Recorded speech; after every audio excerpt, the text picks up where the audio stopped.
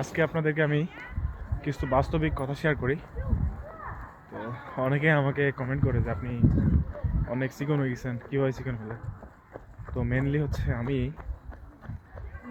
মানে দিনে আর যাই করি না কেন চেষ্টা করি যে সবসময় 4 থেকে 5 কিলোমিটার হাঁটাহাঁটি করা, দৌড়ানো।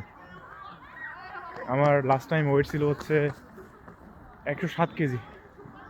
সো এখন বর্তমানে আমি 85 কেজি। আমার ইচ্ছা আছে যে আরও কমানো।